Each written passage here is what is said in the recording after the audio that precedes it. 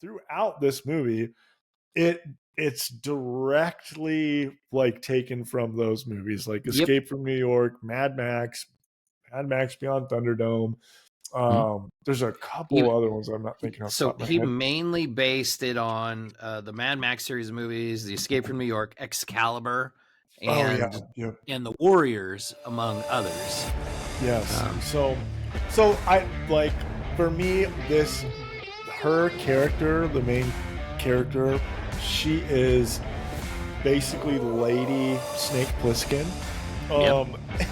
Not so much so that he literally takes her eye to start.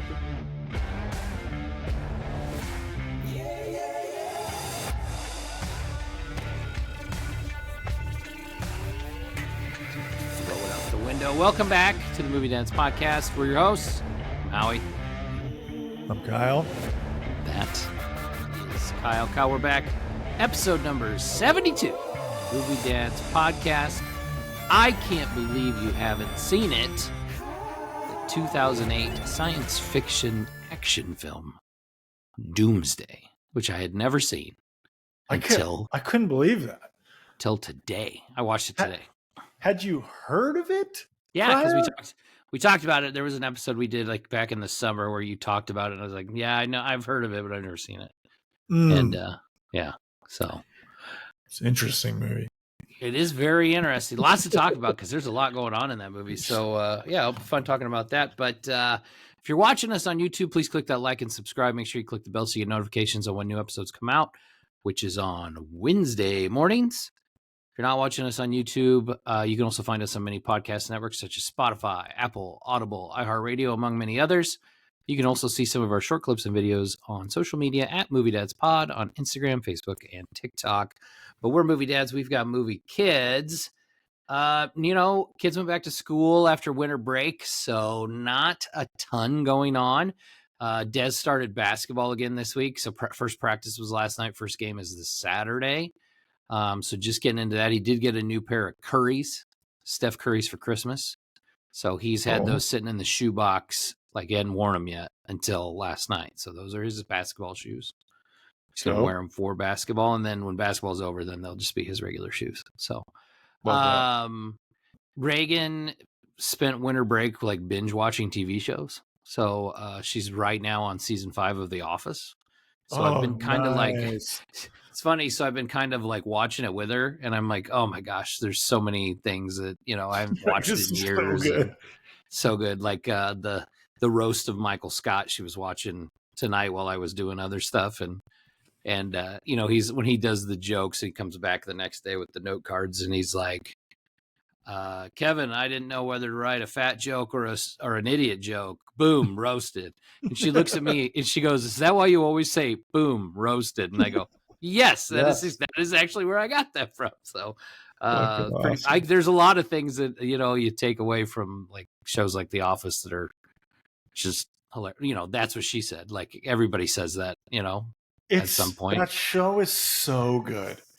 It is. Yeah. We actually have not watched it in a long time, but when we were in college, like I swear we watched through all of the seasons like multiple times. They're just so fucking good. So I was talking to her too. I'm like, there's so much secondhand embarrassment. Michael Scott is one of the worst characters on television ever. He is the worst character on that show. But you think? Oh my god, because he's so cringy. So, and like the episode, it's so. I know that's the point. But like, it wouldn't be as effective if he didn't have all the supporting characters. If you didn't have Dwight and you didn't have Jim or Crete or Kevin or anybody like Andy, like if you didn't have everybody, it wouldn't be as effective because they balance him out so well because he's such a cringy person. And all the dumb shit that he says, but it's such a classic. It's so good. That show is like, that show is such a great like character arc for all of those characters. They all grow and do such crazy things, and you see them go from the first season is hella different than the other ones. Like, they really are leaning into trying to be like the British original one, trying to be more like realistic office moments, and then they kind of, you could really feel when they get a feel for the groove and start kind of doing their stuff. So love that show. Haven't talked about The Office in forever. So good. Dwight Schrute is like up there on like Mount Rushmore with like Schmidt from New Girl, like specific David from Schitt's Creek. I don't know if you watched Schitt's Creek, but I love Schitt's Creek. God, David is so great. I want to be like David, Schmidt, and Dwight all in one. That's my dream. I've watched a couple episodes like when my wife was watching and stuff, but I've never sat down and watched very much of New Girl. Oh, dude, that is a show like The Office. Yeah. See what you did there. Yeah. But New Girl is actually, Schmidt is, I could send you a 5-minute clip of just Schmidt-isms and you will fucking laugh your ass off. Right. They have a Schmidt jar. Like anytime he says something like Schmitty, he's got to go put money in the jar. So it always like, jar. So be like, hey, have you guys seen my good pea coat? Hey, have you guys seen my driving moccasins? Like, shit. He's so funny. He's great. Anyways, love that for your kid learning about The Office. Nothing wild in this house. Kids are back in school. Thank fucking God. They really out of nowhere are into like Scooby-Doo right now. I didn't put that on for them. Just Grayson. Yeah, Grayson has decided that that's like the show they watch before bed now for the last couple of days. So like they've been deep diving in Scooby-Doo. Actually, I lied. It started with, I put cartoon Batman on for them before they go to bed because I want to indoctrinate them to be Batman nerds. Sure. But Grayson was like, I want to watch something different, not Batman animated series. So let's do Batman and Scooby-Doo. And then that has taken them down a rabbit hole of Scooby-Doo. So him and Parker are obsessed with it. Also, this past weekend, I got a wild hair and just was like, when I was a kid, I have toys all around me. I played with toys all the time. And one of the like games I loved to play, obviously 90s, the timing was right with the movies. I would always set up like a Jurassic Park, like park somewhere in the house, like with a road, not cages, but sections for dinosaurs and monsters and animals. So I set up while they were upstairs on like Saturday or Sunday, a little like a Jurassic Park thing in our whole front 2 rooms, just this like massive road with dinosaurs and animals everywhere, and thought that they would think it was cool and play with it for like 5 minutes.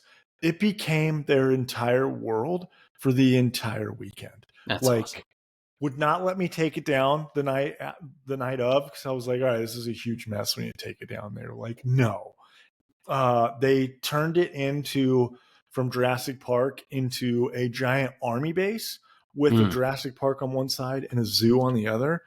Just the insanity of how my kids break down, like this section is for planes, this section is for all the boats and ships, because Dad, if the dinosaurs get loose, they have the ability to flood the whole complex. So they have their ships, so they can get out of there in case the dinosaurs get loose. Like it was so funny and so cool to see them nerd out and like Jurassic Park stuff. So anyways, love that for you.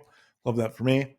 Let's jump into my most excited segment of the pod, the 6 to Midnight. This is the part of the show where we talk about the things that get us up in the morning for nerd stuff. What are we excited about? What are we nerding out about? What are we watching? What are we playing? What new trailers dropped? All that jazz. So I think I kicked it off last week, so I'm going to let you take the lead. It was kind of a slow week. There wasn't a ton of new stuff that came out. A couple things that we didn't talk about previously, but I kind of remembered while we were starting the show. Rolling Stone released their top 500 songs of all time last week. That they haven't done that in like 17 years. If you get a chance, take a look at it. It's pretty wild. Will my blood boil? Yes, it will extremely. There is a lot of Damn it. controversy. There are songs that are not in the top 50 that should be. Stairway to Heaven, Freebird. Yeah, it's You're pretty already November making Rain. roll. Like they just don't. They're not where they need to be. Mm. And there are some questionable songs in the top 25, or even the top 50. It's pretty weird. There are some songs that are lower than I think they should be. Bohemian Rhapsody was, I think, in the 20s. I think probably should be higher. Yeah. Royals by Lorde was like 30 of all time. And Stairway to Heaven wasn't above that? Into the top, wasn't even in the top 50. What 19-year-old made this list? My daughter, 13-year-old daughter, said this list was written by a confused millennial. And I said, bravo, because she was pissed about it, because she's kind of into classic rock more than anything. She's cultured when it comes to music. I feel like I did a good job with her on movies and music, on culture anyway. Missy Elliott's Get Your Freak On was number 8 of all time. Of all time? Of all. What was the name of the person that wrote this list? We need to find them. I bet they did not put their name on it. Rolling Stones did have a song in the top 20. It was Gimme Shelter, which I think is probably it's my favorite Rolling Stone song, so I think that's right. Beatles,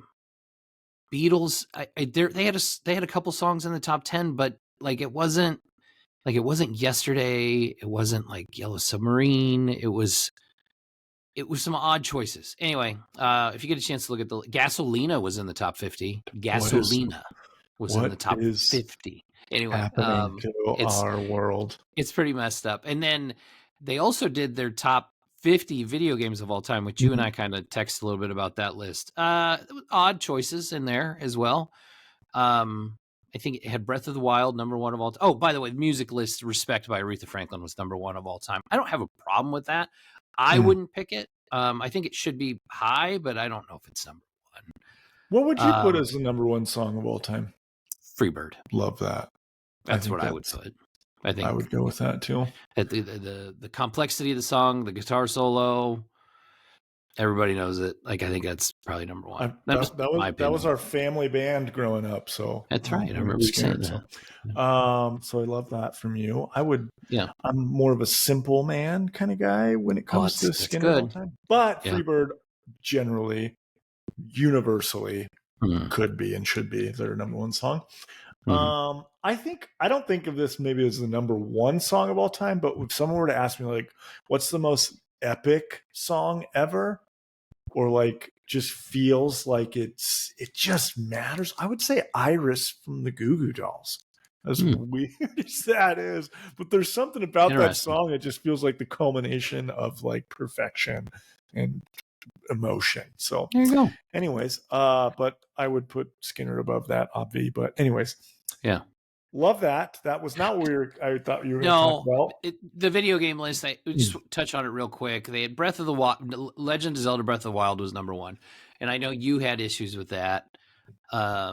IGN also has that as their number 1 video game. I don't have a problem with it. I do think it's the best Zelda game, and I think you could easily take 3 Zelda games and put them in the top 10 greatest games of all time. Yeah, based on what I've played. But you had a good point when we were talking about best video games of all time. That's very subjective, because it really depends on how you weigh because there are people out there that will not play Nintendo games because the graphics, right? They won't because Nintendo doesn't focus on graphics. They focus on family games and stuff. And with Zelda, it's more about gameplay than it is about graphics to them as well. So, it really kind of depends on what you weigh it on. So yeah, subjectivity, I think, is a big thing. There was the things they got right, like Super Mario World for the Super Nintendo was in the top 10. That's probably the best Mario game. Yeah. Things like that. There were some odd choices though, but it is very subjective. What were your thoughts on that? So like with the Breath of the Wild thing, I liked that game. I played through it and enjoyed it. I know you're a big Zelda guy, so it's like the pinnacle of Zelda. I felt like you kind of mentioned, for me with like a top 10 or top 50 video game list, it's so subjective to like your age and when you grew up or when you were a gamer, because like gaming technology itself like has jumped leaps and bounds like every 3 to 5 years. Like, Yeah. so And people that I don't want to talk out of both sides of my mouth either, because like when we were talking about music, like I don't think music is as subjective as mm-hmm, video games, because you're still talking about your songwriting and the music and all the things that complete it are all the same. Video games, as technology has advanced, that's changed in a lot different ways. So for just sure, for go ahead. sure. So for me, when it comes to like Zelda, Ocarina of Time was like a integral part of my like childhood and getting into video games and stuff. Sure. So for me, like when I think of like what's the greatest Zelda game of all time, I think of Ocarina of Time. Mhm. However, I know that Breath of the Wild essentially took like all of the elements and things that made that cool and updated the graphics, added a ton more to it, gave it this massive open world. So it was great. I just like, for me, when I think of what's the greatest video game of all time, Mhm. I think of games like Skyrim or The Witcher 3 or Mass Mhm. Effect. But obviously, They're it's all all in there. Those personal. were all on the list too. You know, Nice. Witcher was on there, Skyrim was on there. I I thought it was think interesting that there was that it was Breath of the Wild was number one on two separate like companies' lists. I was like, oh, I guess like true. universally, that's how people see it. So Yeah, I don't it think there's is anything wrong rated with it. pretty high. Right. Yeah, it's just, it's one of those things that, again, it's generational too. I think it's, Mm-hmm. it is with any list you make up. It is Yeah. generational too. But anyway, I don't want to talk too much about that. Just the music one though. Mm. Man, what the hell's going on there? So Yeah, that is.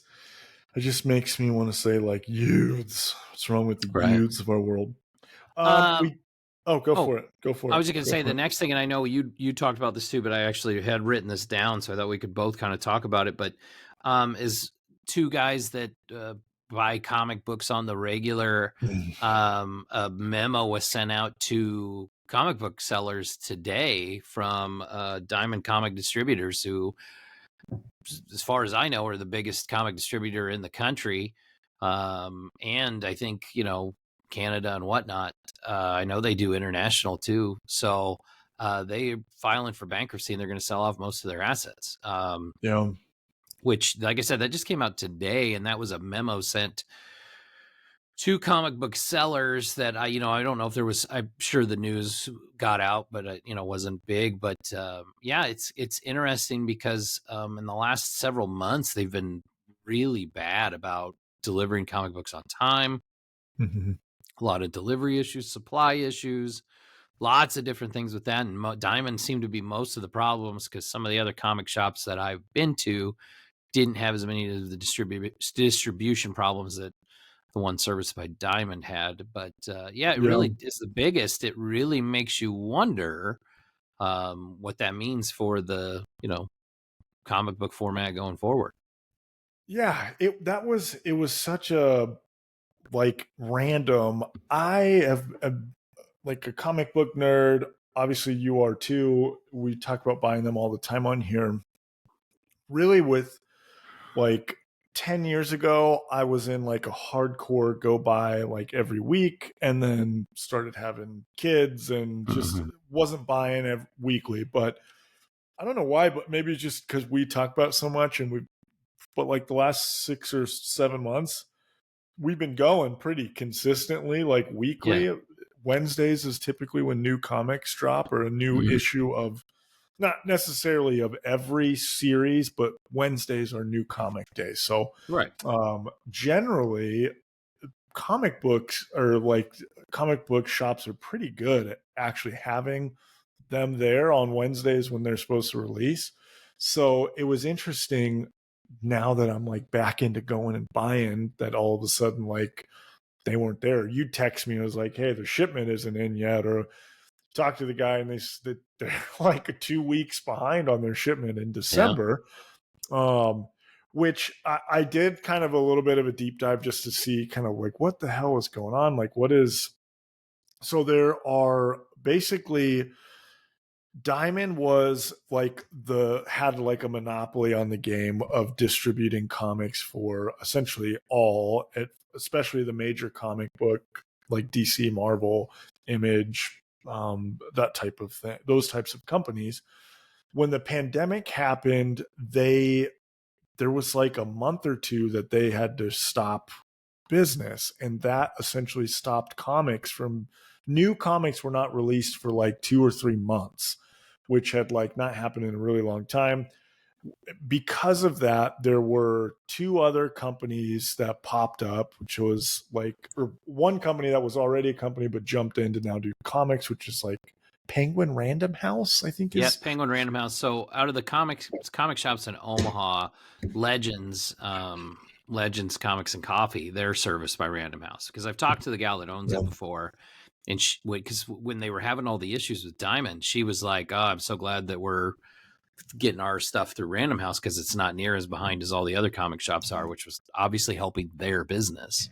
Yeah, well, and it's like the reason why it's such a big deal. Diamond is essentially, during the pandemic, because of that, it caused other companies to swoop in, and DC went to a whole nother company called Lunar Distribution, which Lunar is, when we were showing up and comics weren't there, delayed, I noticed, I'm a DC guy, so most of the time my DC books would be there. So it was like, oh, I guess I'll just wait for my Marvel books. But because of that, I think DC, because they're exclusive to Lunar, they went, or Lunar only does DC. Like for them, I think they were kind of like, we can't have a distribution company shut us down, so we're going to go with our own company, or we got to find something separate. And it worked out now because, like you said, like Marvel goes through mostly goes through Diamond.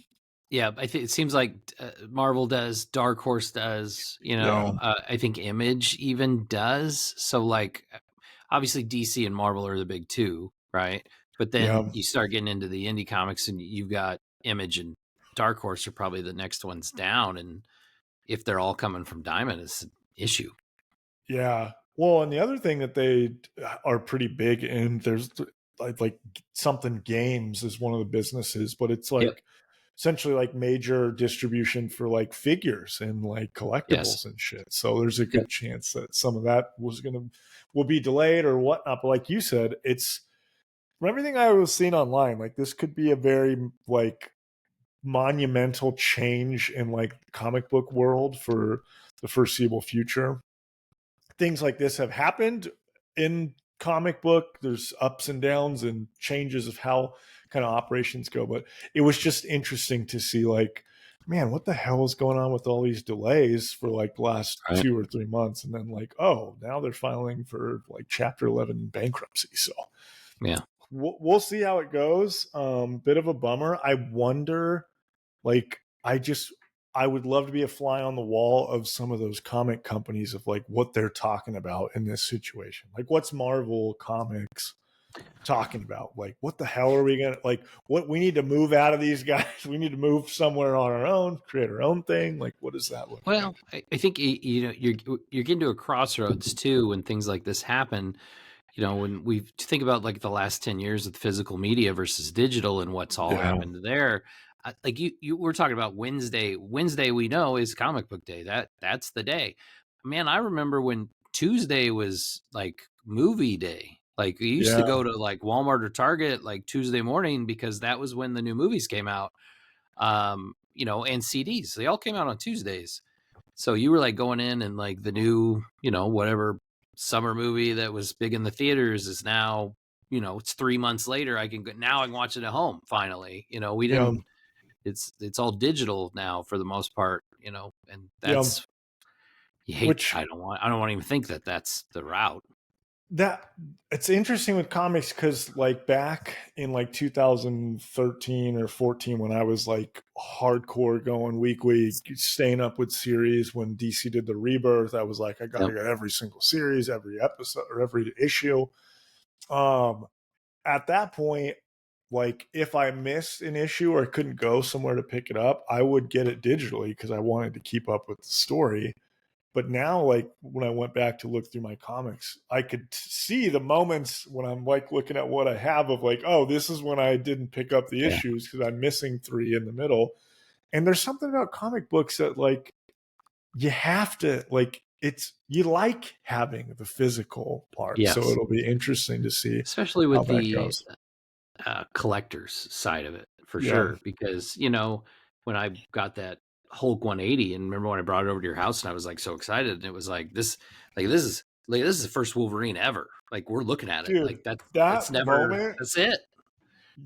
like you just brought it in my basement. We were watching a movie, like there's like drinks and food on the table. It's just Yeah, like looking back, it felt like Pulp Fiction when they open the box and like there's yeah, just the gold light when we yeah, were like, oh my god, this is the real thing.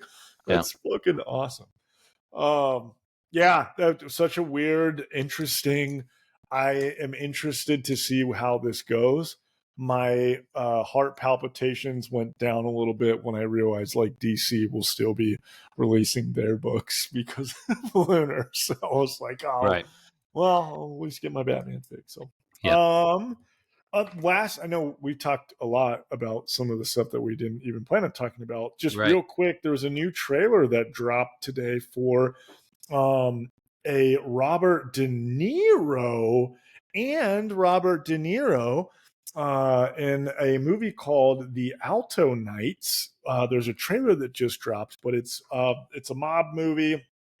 Looks freaking super cool. I am just we've talked over the last year or so, like ever since we watched Goodfellas, it Mhm. sent me down a mafia mob deep dive that I have not gotten out of. So I've been watching The Sopranos. That was the other thing I was going to talk about. Was like these last couple of weeks I've been nerding out on The Sopranos.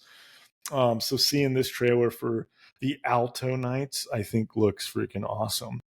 Did Mhm. you see what it's supposed to be about like a real life story, right? Yeah, so it's directed by Barry Levinson, and then it's a lot of the people that wrote and produced some of the big Hmm. mob hits of the past 35 years.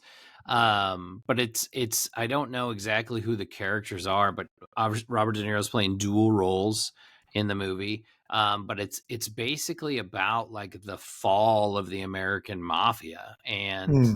like what the events that kind of led to that. Obviously, we know that there's still the Oh my gosh. racketeering and teamsters and all that kind of stuff still exists, but it's about the fall of the big mafia Yes. powerhouse in the United States. Actually, okay, so the trailer looks great. I just Yeah, looked at who they're playing. I didn't realize it's interesting they're having Robert De Niro play two characters and yeah. that aren't like twins or anything, but this is Heavily of prosthetics. He's playing yeah, dual for roles, sure. but It's he's playing Frank Costello and Vito Genovese, and basically like the Genovese crime family. And this was like a massive change in the world of organized crime, kind of like what you mentioned. But mhm, those are like big time, famous, um, like the boss of bosses, kind of.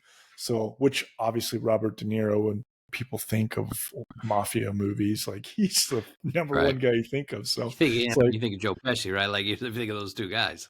yes, which I'm kind of shocked they didn't get Pesci to be the other one.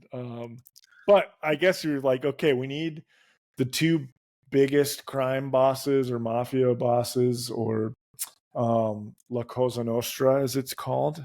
Uh, we need the two largest bosses of all time. Why don't we get Robert De Niro and then let's just get Robert De Niro? We'll have him do Yeah, both. So, nice. yeah. Yeah, but I don't know if you saw the trailer. Trailer looks freaking awesome. I'm It does look excited good. for it. It But does other look than good. that, I didn't have. I don't. I think Did I've covered all of my. Did you want to dive into your conspiracy theories with Justin Baldoni and Ryan Reynolds and Blake Lively? Listen. Here we go. Let's go. Okay, so Howie thinks I am like a tabloid People magazine reading child by me sending over these updates. So it came out that there was some controversy on the movie This Is Us, I think is what it's. No, it ends with us.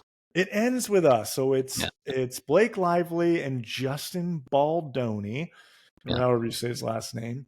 Apparently there was some major behind the scenes stuff that went down. Mm-hmm. Originally it was said that it was Justin was the monster and made everything horrible. And then it came out that Blake Lively was the one that was like taking over and making things horrible and like potentially like sexual harassment type stuff and like just this crazy stuff. Well, it turns out from what has been released, the character Nice Pool in Deadpool was not necessarily the character himself, but all of the character traits of Nice Pool, like his ponytail, literally like multiple lines that he drops in the movie is like directly making fun of Justin Baldoni. One of which was like when he's talking about like, oh, I just run a feminist podcast and like use it to make money or something like that. Justin Baldoni has he's a feminist podcast. But basically like the whole character of Nice Pool was making fun of him and multiple things. He said like Nice Pool says something, I think, about Lady Pool of like, oh, she looks really sexy and she just had a baby. You'd never tell she just had a baby or something like that, which was something I guess that he had said to her on the movie set that upset her. It's just this whole thing. And then basically Lady Pool, obviously she kills Nice Pool with a gun in front of a flower shop, which that movie is about them. He or she owns a flower shop. So anyways, the whole thing is like this conspiracy thing. My feeds keep feeding me more and more conspiracy. Because you keep looking at. I know, but basically the conspiracy says that Ryan Reynolds and Blake Lively both like completely ruined this movie. They took over this movie. They said Justin had done all this stuff. And now that Justin Baldoni is suing Ryan Reynolds and Blake Lively because of that character and all of this stuff that they have, like screenshots and text messages of things that she did that she had accused him of, but it was actually her that did. It's just I don't know. It's interesting to me that Nice Pool was based off of the guy in Blake Lively's movie. So a couple things. First off, so he's accusing her of basically being mean and taking things over. She's accusing him of sexual harassment and misconduct. And a bunch of other people have accused him of that too. And his publisher like dropped him and stuff, right? So usually when there's smoke, there's fire, right? Now, I think that's why that all came up, because she accused him of that. Everybody dropped him. And now he's like, actually, she did. Right. So this whole thing with Nice Pool, first off, even if it's true, who cares? It's not illegal. You can do that. You can make fun of somebody. There's parody characters of real people all over the damn place. It happens all the time. That Saturday Night Live, that's what they do. And they use real people's names when they do it. So that don't mean shit. It's interesting to me. I know that character's like whole thing. You do keep sending me stuff, and dude from the movie with his wife. My reply today was like, it's whiny rich people and versus whiny rich people who are still going to be rich people when it's over. True. Who cares? I mean, it's just like, and they were filming their movies at the same time. So there's no way Nice Pool was specifically written to be a caricature of him from the beginning. There's no way. Now they may have added lines. Ryan Reynolds definitely could have added stuff. But one thing that is fascinating, I don't know if anybody said this yet, but like when they were filming, Ryan Reynolds wasn't allowed to change the script to Deadpool and Wolverine because of the writer's strike. So he couldn't change it while they were filming. I know that was a very specific thing, that he wasn't allowed to do that. Then the actor's strike happened and they had to shut down production anyway. So then when everything opened back up, he would have had to have done all of that after Thanksgiving of 2023. Like he would have had to didn't have they come film? They filmed the Flower movie before the strike. It's the same thing. Both of them started before the strike, and both of them finished after the strike. Okay, so you did do your research on this. I did, but because I knew we were going to talk about it. So even if there was no way it was intentional from the beginning, it just doesn't. It doesn't add up. And like, so him like sending legal documentation to Disney saying they need to keep all of their, information and paperwork and stuff about the filming of Deadpool and Wolverine. Listen, dude, you've already got Blake Lively and Ryan Reynolds against you. Okay. Yeah. You don't have a lot of people on your side.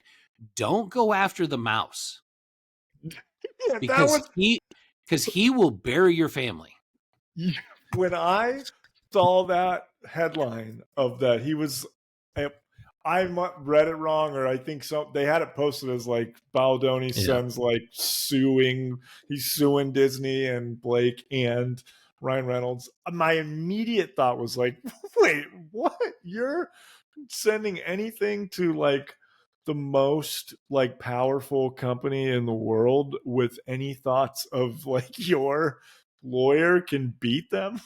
Like there's your and then I had that same thought too of like, actually Disney's so big that like all of a sudden you randomly have family members like not around anymore. Like accidents happening. I mean, like, good luck, man. Like more power to you. If it comes out and it's all true and he wins, and he better have a lot of smoking guns, because ain't no way, dude. I obviously love Deadpool, and I think Ryan Reynolds is freaking hilarious. Right. I was when this whole thing first came out, I was like, oh, this guy is a jackass. Like this dude is a fucking monster trying to rain on the cool people's parade.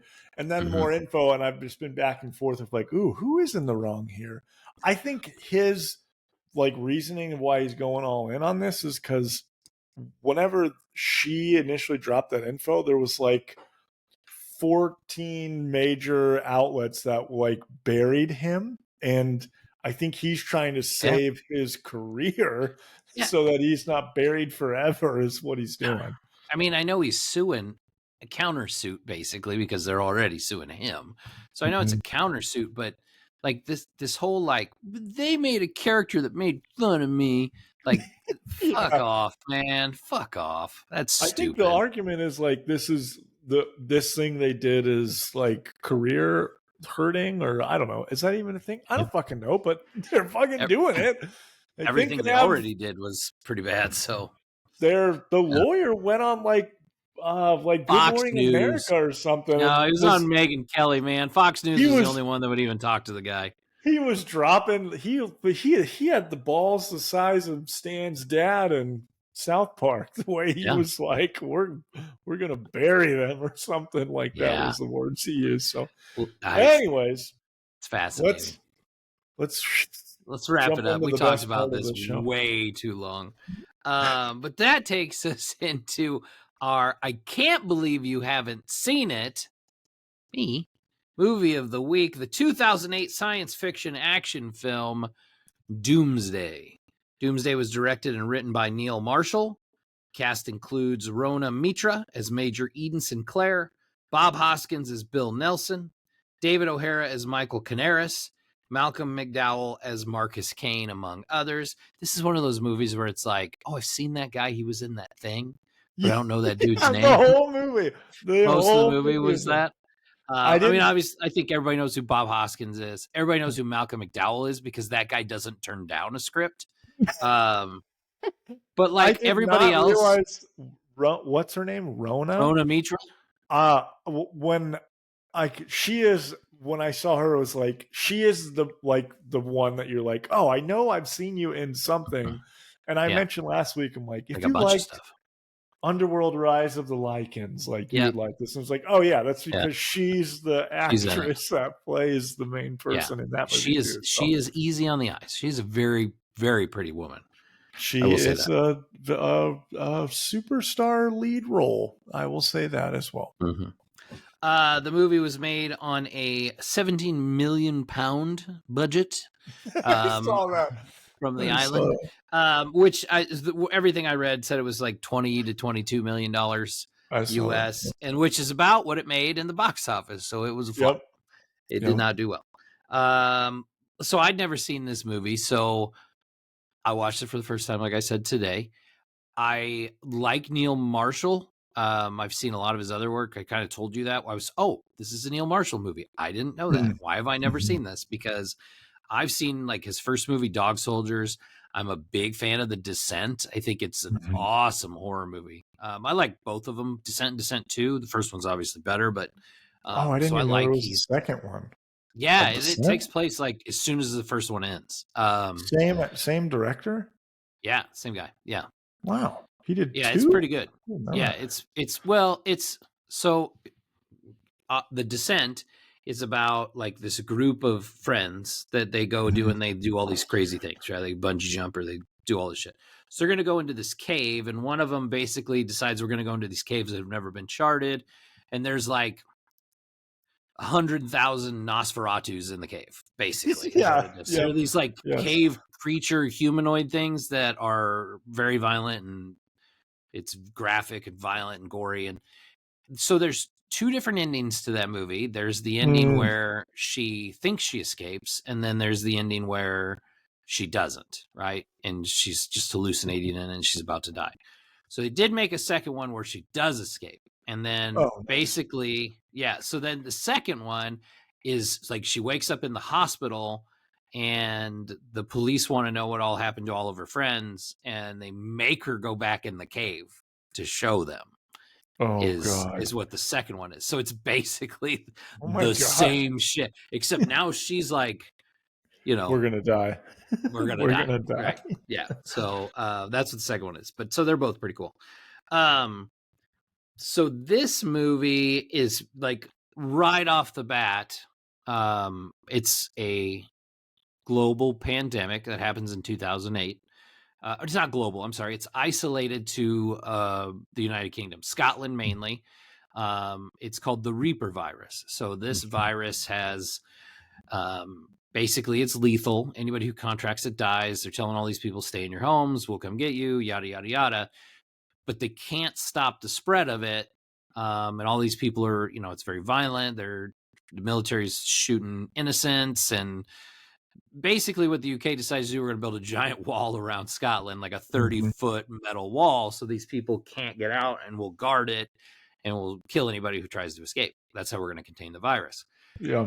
So they show there's a little bit of backstory where like the girl is there and she gets out because somebody sacrifices their seat on a helicopter to let her escape, and her mom leaves her behind. And so she's from Scotland, but she's very young, and she grows up in the UK. She gets shot in the eye when they're trying to break free. Which this movie is very Escape from New York. Essentially ripped directly. It is Escape from New York and Mad Max. Okay, so the premise, Neil is his name, right? The director? Neil Marshall, yeah. Neil Marshall. So he had said that like his interest behind this movie is that he wanted to make a movie that was like a love letter to the movies of his like youth that he loved and movies that he thought were great. And so throughout this movie, it's directly like taken from those movies, like Escape from New York, Mad Max Beyond Thunderdome. There's a couple other ones I'm not thinking of. So he mainly based it on the Mad Max series of movies, the Escape from New York, Excalibur, and the Warriors, among others. Yes. So I like for me, her character, the main character, she is basically Lady Snake Plissken. Yep. Not so much so that he literally takes her eye to start the movie off. So Yeah. I didn't know any of that when I watched this way back in the day. So like getting that info and watching it now was like, oh duh. No wonder Yeah. this was exactly that. It's all very intentional too. I mean, like it's very intentional. You can tell. Yeah. I mean, the Mad Max. We'll get to the Mad Max stuff, but it's so obvious, right? Like, Yes. This movie it's super zany, but it's like, I don't know. I feel like you have to be able to. It's kind of one of those movies like you have to just get what they're going for. yeah. And I think a lot of people when it first came out did not get it, but it's very over the top and just fucking wild. So, Well, one of the things I saw was like he was like in the pre-production process of this when Children of Men came out. Have you seen Children of Men with Clive Owen? Yep. So he was in the pre-production of this when that movie came out, and he was worried about comparisons to that movie since they were going to come out so close together that he decided he wanted this movie to be more fun and Yeah. loose and just like we're just gonna blow the shit up kind of Yeah. deal, Yes. which is what it is. Exactly what it is. So, Yeah. um, He even talked about like wanting to do that. That even he even had some of Eden's like dialogue she was gonna be like a wisecracker, like she was gonna tell jokes and stuff, and he yeah. completely took that out of the script because he wanted her to be more of just a straight up badass. Yes. You know, and Which I think I it thought worked she better. was. I think it would be kind of weird if she was cracking wise, you know, when she's Yeah. I watching her friends get eaten alive and stuff. they make her out to be like this fucking badass, like super soldier with a fucking robot eye, and Yeah. she is. Well, yeah. So we'll get to more of that when we talk through it. But so fast forward to 2035. She's a major in the like military / police force. I don't know. They're like doing covert ops. They don't specifically say what they is, but Bob Hoskins, her boss, and it starts with like they're doing a covert, her and her team, and you can tell right away that like how violent this movie's going to be. This dude's head just completely gets blown off with a shotgun, like, and it's wild. So Yeah. you know what kind of movie you're getting into right away. So they kind of introduce us to her there. Her little eyeball comes out and she uses it as like a remote camera that connects to her watch so she can record stuff, which is useful later on in the movie. Mm-hmm. Mm-hmm. But Bob Hoskins is brought into like by the prime minister. So we have the prime minister, and then we have his like senior leadership government guy, Michael Canaris, who's played by David O'Hara, who's they bring Bob Hoskins in and they're like, we have a mission. This is what we need to do. So when they quarantined off Scotland, basically the Reaper virus went away, but now it's back, right? It's like, what did I say? It was 20 some years later. Reaper virus is back and it's infecting the people of London. They have a contingency plan where they're going to like flood parts of the city to quarantine off where the virus is mainly contained, and then 12 million people are just going to have to die, basically, is what they're saying. And they pull up some satellite images from Scotland and they show them to Bob Hoskins, and there's people in the satellite images. You know, they're you can't really see the people, but you can tell there's people in the streets and stuff. And he's like, so there's people that are alive? And they're like, yeah, we started noticing it about 3 years ago and been monitoring it. And now that there's an issue, we need to go in there and figure out what the cure is. Because obviously, if people are still alive in Scotland, there's a cure. Yeah. And it's a bad look for the UK government because they've known that people were alive in Scotland for 3 years and they've done nothing about it. Yeah. Until now, because now there's a virus that's wiping people out. Yeah. They do talk about. They say that there was like a scientist or something that they had. I don't think they had sent in, but he was in there trying to create a cure whenever they did the quarantine, and so they're basically assuming that he created a cure Figured for it it out. since people are alive. So, And that's Kane. So that's Kane. He's the narrator at the beginning of the movie, so you know he's going to play a major part in it. So that's Marcus Kane. yeah, They do talk about, too, at the beginning, how the rest of the world has kind of turned their back on the UK because of yep, what they've done. They've been shunned. Like, they're not part of any coalitions anymore. They don't really have support from other countries. They're on their own, and because of how they handled this in the first place. yeah. So they come to UK Bob government Hoskins and gives they're kind like, of like a. Oh, sorry, it kind of cut in right there. no, I was you're gonna good. say the UK government kind of gave like a V for Vendetta vibe with like where they're at with just overall of what, like you said, they're cut off from the world because they did a horrible thing by barricading all of these people in to die. So, um, yeah, you don't get a vibe that the people like the government, and you don't get a vibe that the government likes the people. So, Yeah, it's not like they learned from their mistake the first time, because they're yeah, still just big pieces of shit. yeah, just flood that area and block it off and Kill 12 pretend it million people. never It's happened. cool. It's all So, right. So they yeah, decide they need to send in a group ground level because it's a no-fly zone. You got to drive in. You got to see if you can find the cure. You're going to look for this guy Kane. That's who you need to find and see if you can figure out where the cure is. So they basically, it's a team of elite soldiers, and then there's a couple of medical officers too, right? So they send them in these two armored, like, they're not tanks, but they're like armored people transports, really, with like yeah, medical labs. They're all heavily armed. They have body armor, things like that. So they go in, they get to Glasgow, and they decide they're going to go to the medical facility, right? That's where they need to find Kane. So they go into the hospital. It all looks abandoned. It's all torn apart. There's blood and stuff. Doesn't look good. The two medical officers, or two of the people, stay outside in the vehicles, and everybody else goes inside to search the hospital.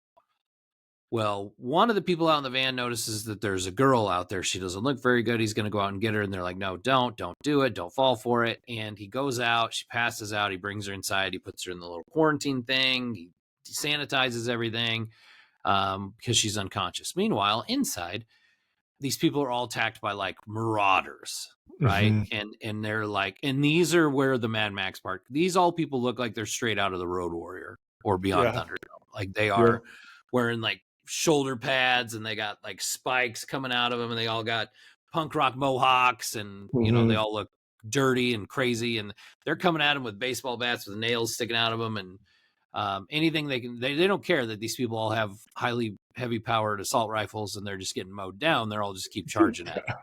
Yeah. They look like Right. bad guys from Borderlands, the video game, pretty much. So, Yeah, and then now the armored transports are getting attacked by all the marauders outside. There's tons of people. They're everywhere.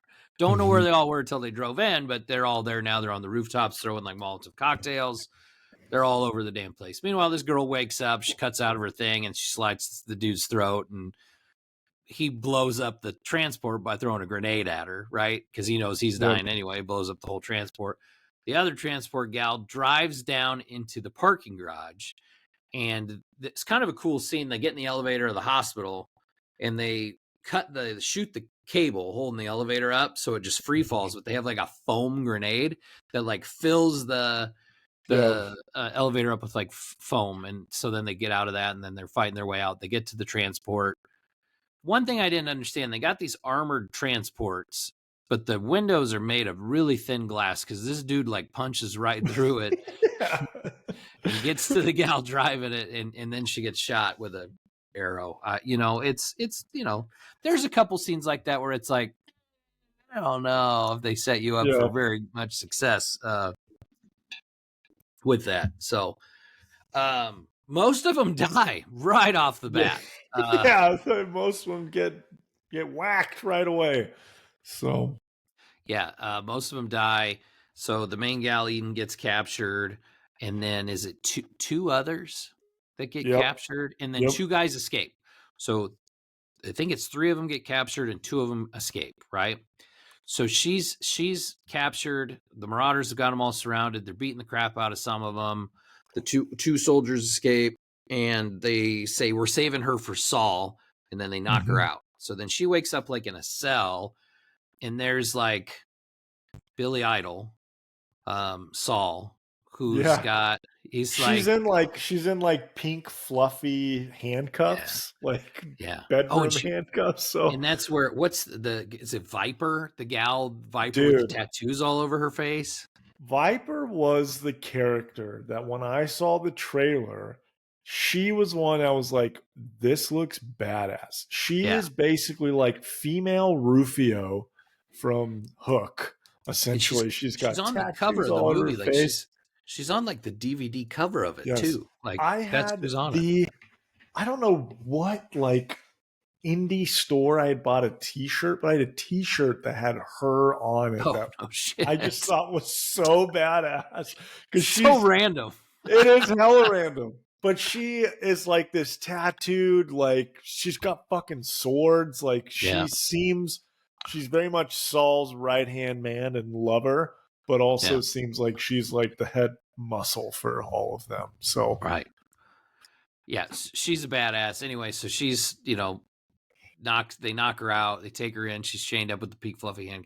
Saul comes in, he's crazy. Viper's there. There's a couple other minions, they're all mad maxed out. And he's basically like, you're gonna be our ticket out of here. We're gonna take you to the wall and they're gonna trade us to let us out. So for you, and she's like, you're gonna be sorely disappointed. Because it was made very clear when they sent this team in, if you don't find the cure, don't bother letting us know, when you're ready to leave, because we're not going to come get you. Like, if you don't have the cure, we're not coming to get you. Don't bother. So, so he's like, well, we're going to go address the people. We've got one of your friends out there. So we're going to, do it. Dude. And it's like this huge, like, it's like an arena, and there's like motorcycles driving around. He's got pole dancers on the stage. It's like a giant concert stage. It's like a rock concert. Yeah. Yes. Like you said, there's pole dancers, like go-go dancers. This scene, I think, is why the whole movie itself is so memorable to me. Of like, this was the scene that I was like, holy fuck. And also like, I fucking love this movie. Yeah. Because she's in her cell, and you can hear like an arena crowd in the background, so like something is going on, something major. And Saul is very much like you said, like Billy Idol. He is like, he's got a rock star vibe to him, but also like a crazy, wily. His shirt is off at all times. He's tattooed. He's got a massive blonde freaking mohawk thing. He's got eyeliner on, and his rock star girlfriend Viper. They've got something crazy. So he walks out onto the stage where the pole dancers are going. There's a gimp on the stage. Oh my god! Yeah, he's got a gimp. There's a gimp chain. So it's very Mad Max. Freaking gimp is in full like latex, head to toe, chained to like just a chain link fence. But like the crowd is going crazy. He gives a little bit of speech, and it's very much like he is like a rock star in front of his like obsessed fans. And so it says, we're gonna we need to eat, and so they bring out they basically bring out this, like, it's like a tow truck, but on the back has the teammate of our main character girl, who is also kind of like, I wouldn't say best friend, but kind of you get like a mentor vibe from him. He's a little bit older, but he's like, I think he was one of the medical guys. Yeah. He's like, he is chained to the back of this, like chain tied up, hanging like from the back of this tow truck. And there's a giant, what looks like a fire pit in the middle between the stage and the crowd, and everything is around it. And they bring that thing right up to the freaking, right up to it. The guy's like screaming and freaking out, and he clearly sees it. Looks like they're about to cook him alive. They have a meter that says rare, or medium rare, or well done, or something. And it's dude, and they all got plates.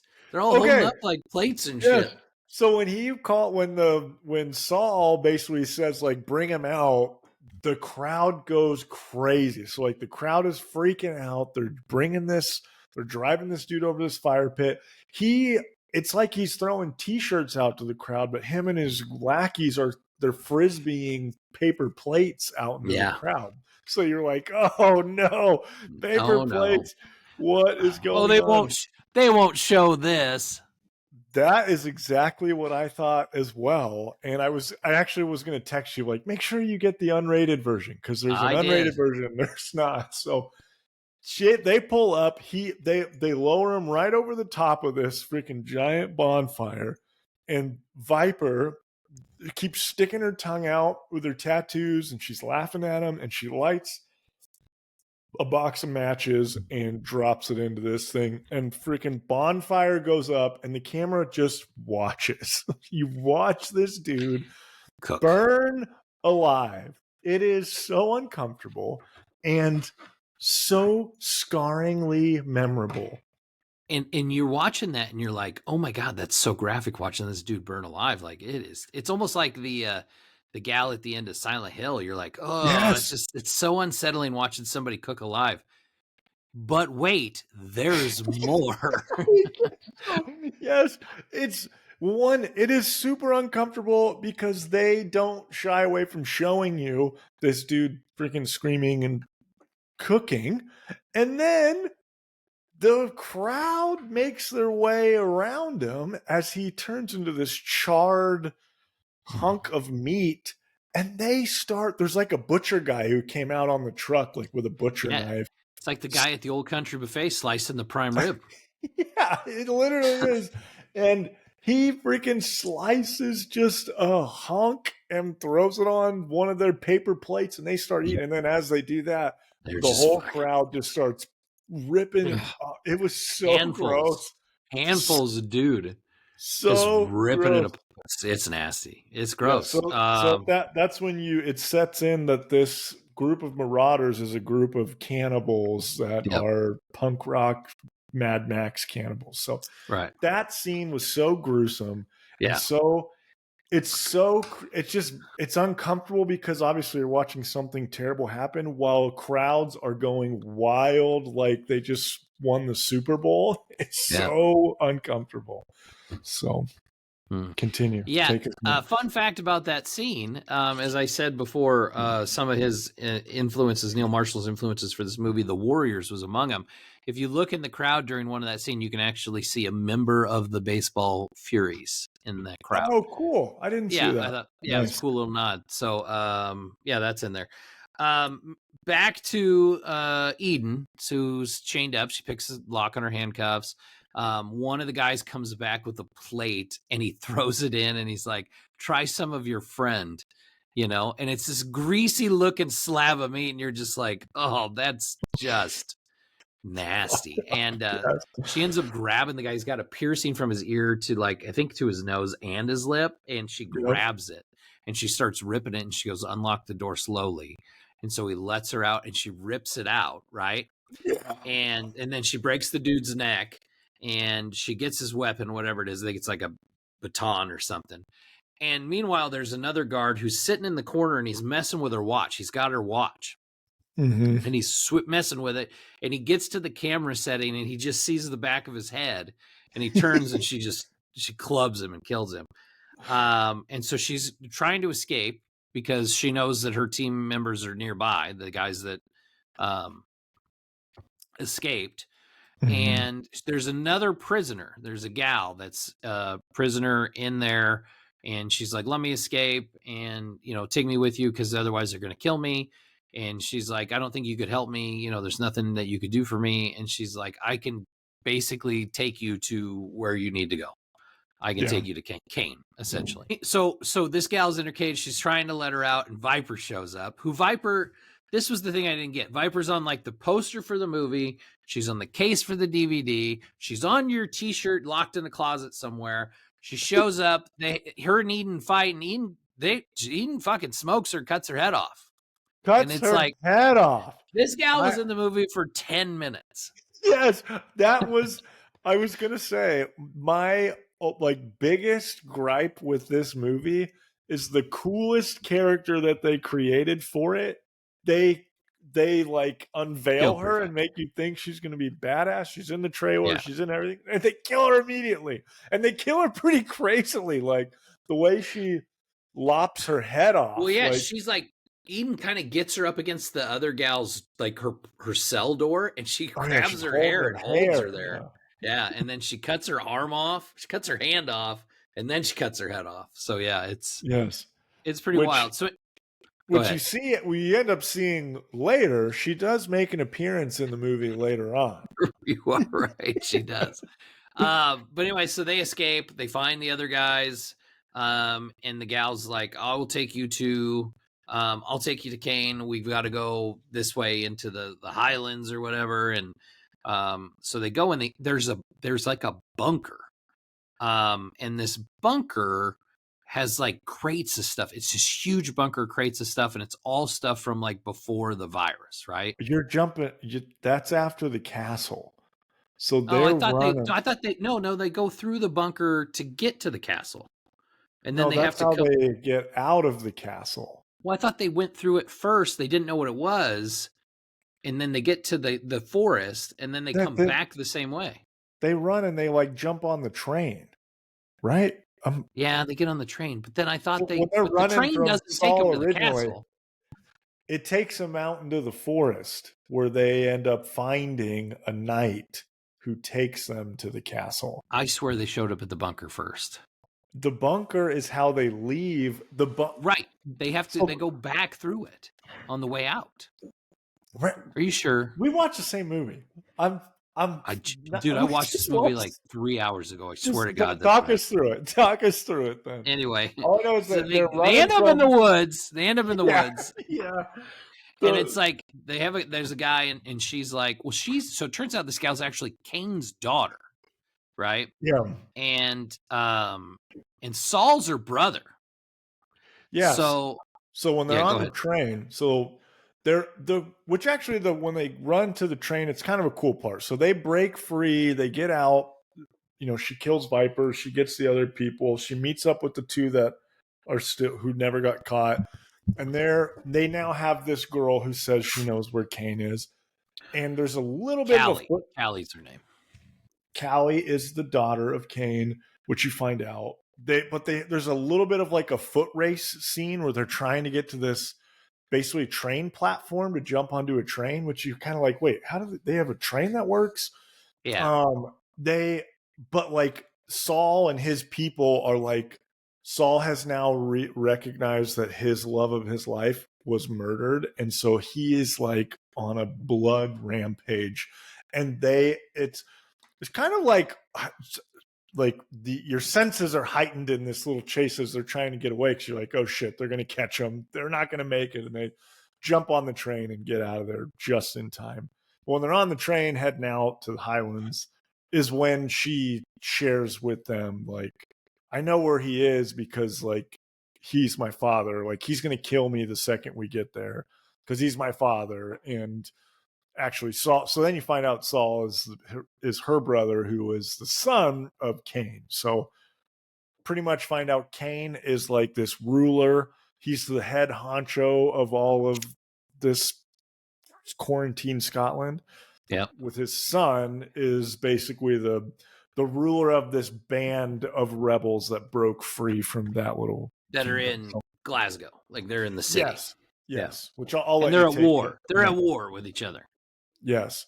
Right. So it's very this is when the movie is super crazy and bonkers already, but this is the part of the movie where you get like it's kind of like knee jerk, like what is going on? They end up you go from Mad Max to fucking Knights of the Round. Yes, which I thought was so cool. It's wild.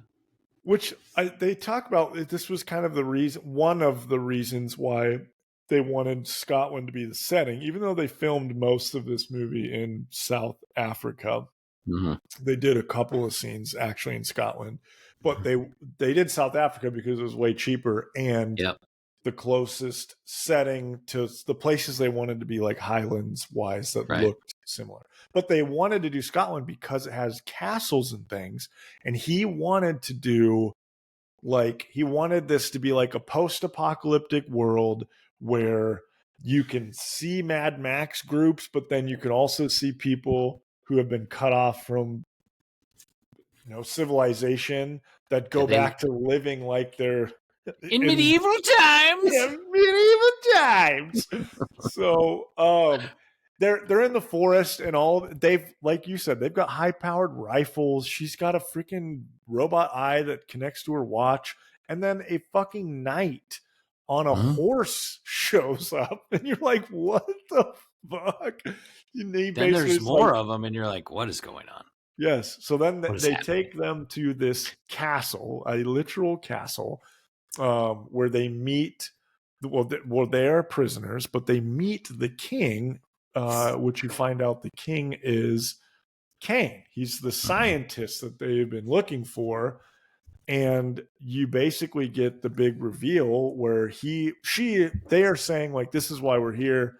We're here because the pandemic the Reaper's back. The Reaper is back, and they sent us in to get the cure that you made that saved all of these people. And he basically shares that there was no cure. There never was a cure.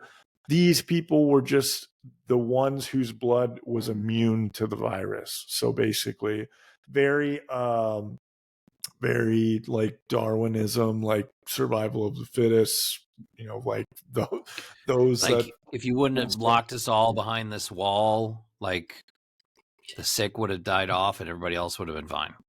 Yes. So, but he is. Ya fucks. Yeah. So you can tell he's like he's angry at the world. But he also is like, he's the king now. He runs his castle and his kingdom. So, that he has them in the dungeons, and basically is like, I'm gonna, like, your punishment, you're sentenced to death. You're going to fight in combat. And so then it's like, in this castle, it's kind of like the scene in Gladiator when they have the early fight in Gladiator. It's a small little arena with all these people watching. And she now has to fight. What walks out is the first appearance of the Mountain from Game of Thrones. This is like the Mountain. This was the Mountain before he was the Mountain. With this gigantic monstrosity of a knight. Goes hand-to-hand battle with her. And I just call him, like, he's the executioner. Yes.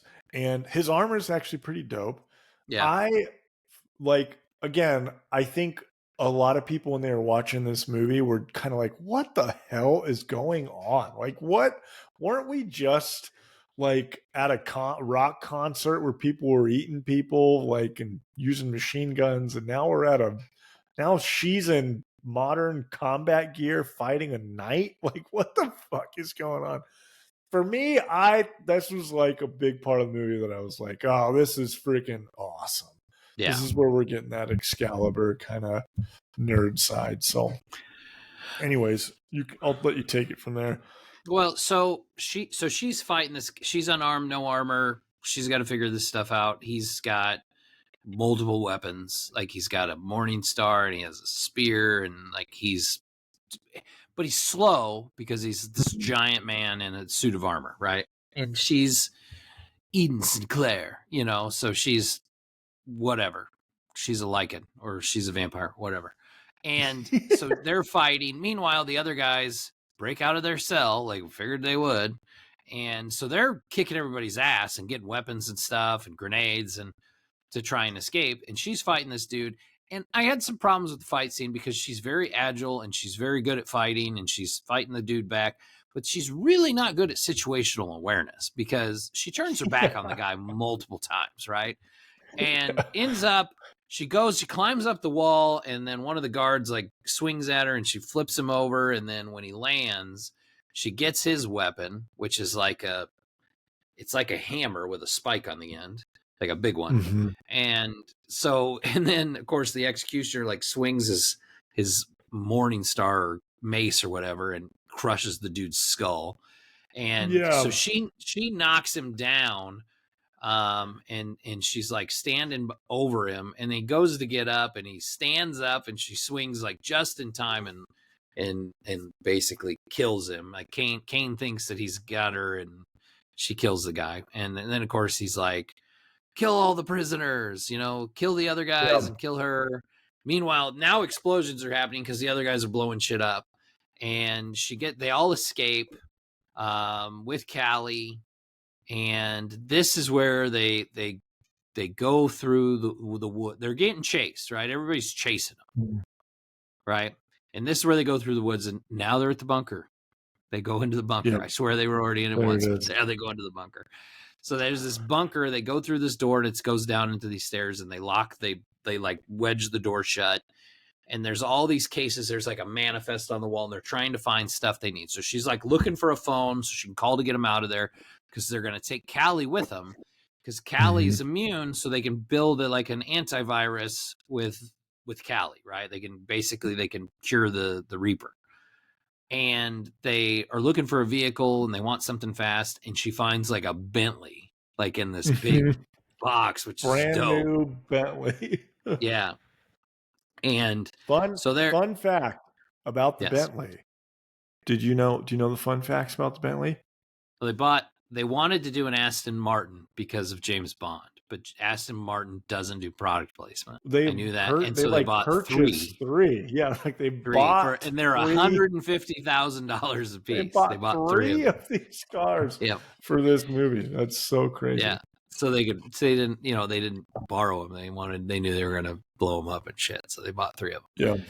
Yeah. So the last guy gets the doors open to the bunker. He gets shot with arrows as the rest of them are driving away. So there's only two of them left, and then Callie in this Bentley. So they're driving out of here. They got to get back to, this is the part that I didn't understand, right? So she's got the phone and she's got the car. Why do they drive back to Glasgow? Yeah, I think I had watched like a review video before just to see like what other people's takes were on it too. Yeah. And that was actually something one of the other guys that reviewed it was saying too, was like, I think there's like a plot hole in this movie, because it doesn't say why why did they go back to do this, other than that the director wanted to do a very specific scene. So he just said, fuck it, we're going to do it, and people are going to question why. So. It's like, I just want to do this Mad Max scene. So she drives, there's nobody on the roads, obviously, because nobody's, been driving and stuff. So she drives back to Glasgow, and first off, a cop car shows up, which has got marauders in it, right? These Mad Max like marauders, Saul's people. And they catch up to her. Yeah. In a Datsun. She's in a Bentley, okay? That doesn't make sense. So she's a shitty driver. We've established that, right? We think she doesn't know how to drive fast, because this thing catches up to her and it's ramming her all over the damn road. Yeah. Then all the other marauders with Saul show up, and it looks like he's driving an Aston Martin that's all like Mad Maxified, right? And they've got Mad Max cars. and like he's in a little convertible, and he's got Viper in the passenger seat with her head like taped to her body. Her head is taped onto her body and taped to the seat. Yeah. So she can still be with him. It's like, it's wild, man. I mean, they eat people, so who knows what else they do, right? Anyways, there's this big, epic, very Mad Max Road Warrior like chase scene.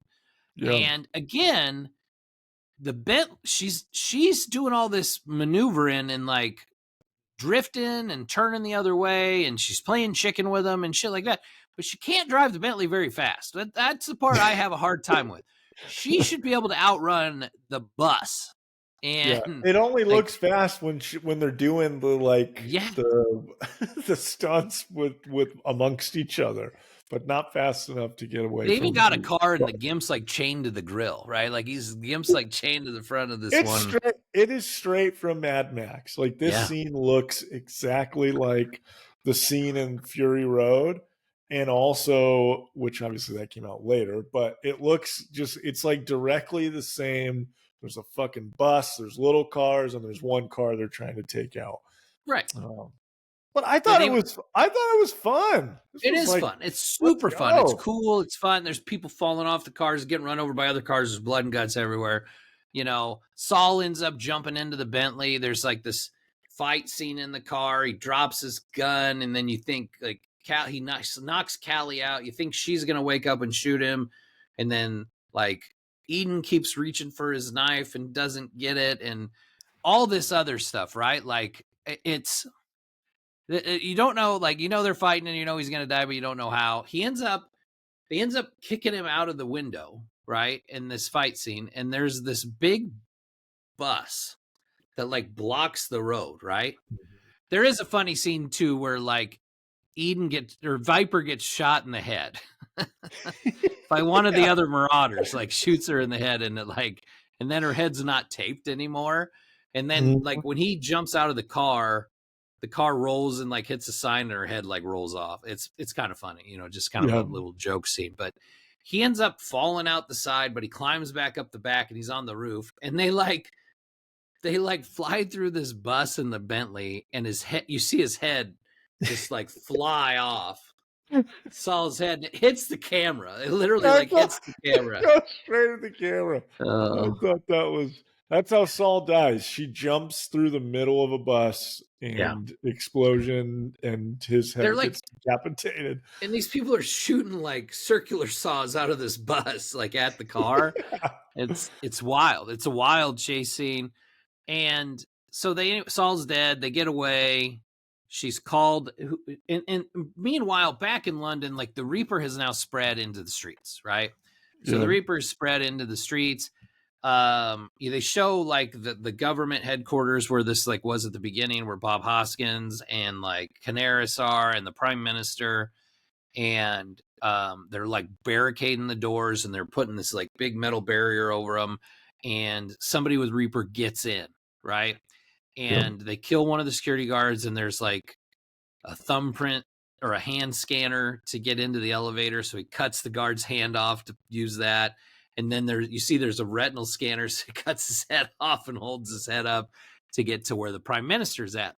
So he's like running, this guy with the Reapers, like running down to where they're going to get the Prime Minister out of there. They're about to do that, and he's running to where he's at, and Bob Hoskins shoots the guy, right? Right as he's about to kill the Prime Minister, and the blood splatters into the Prime Minister's mouth and on his face. So... They basically, Canaris takes over the government, locks the Prime Minister in his office.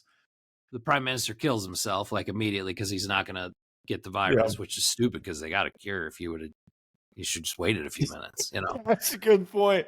You'd have been all right. I didn't even think about that. Or maybe he's one of the ones with the blood where it doesn't harm you. Maybe. Right? I don't know. Yeah, you never know. But maybe he'll never know.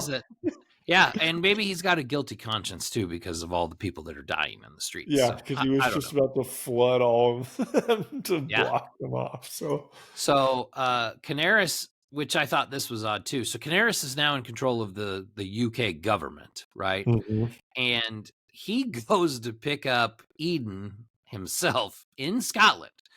That wouldn't happen, right? Like, so they come in, and Eden basically, she turns on her eyeball, which you know right away what she's doing.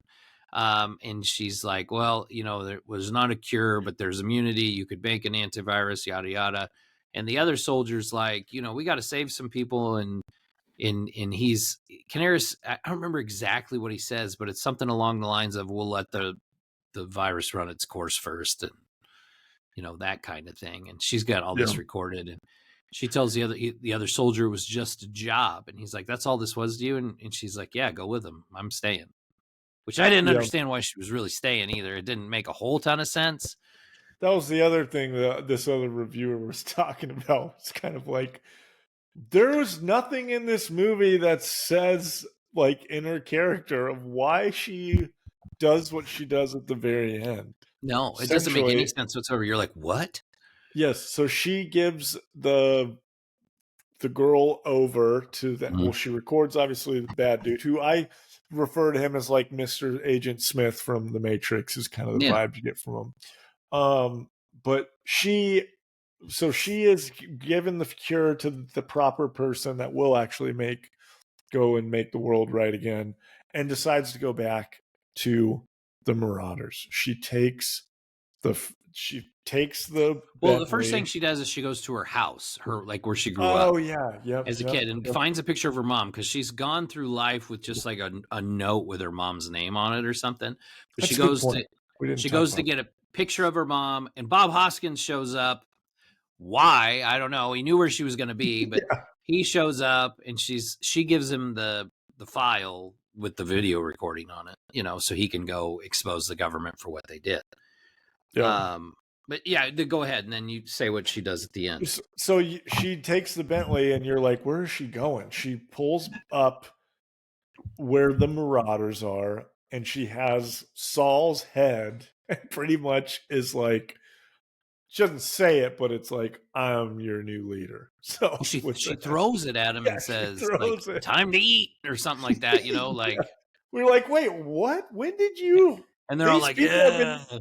They've been trying to kill her from the moment they entered Scotland for the Yeah, entire they movie. literally cooked and ate one of your buddies, like Yeah, in the now most you're. awful way possible. I It, get it from the standpoint of like old like pirate type lore, where like, or old ancient warrior code. yeah, If you kill the leader, you are now the leader. right. Like it was kind of the vibe I got, but it was like, why? What are Yeah, you doing? but why? Yeah, why not go back Yeah, where I there's not marauders fighting medieval knights? Like, yeah, we'll go I back and don't deal with that. I think maybe of like, and like I said, there's no dialogue or context to it, but like in my head, it was like her being like, the outside world is like, I'm done with it, and Mhm. this is my home and where I'm from, so I'm Yeah. just gonna live here. Like that was the vibe I got. So, Yeah, I mean that's um, the only thing that makes any sense, but and it barely makes sense because it does.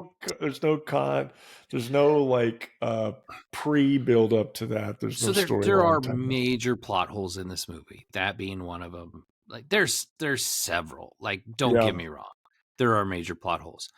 yeah, But this it's a lot of fun.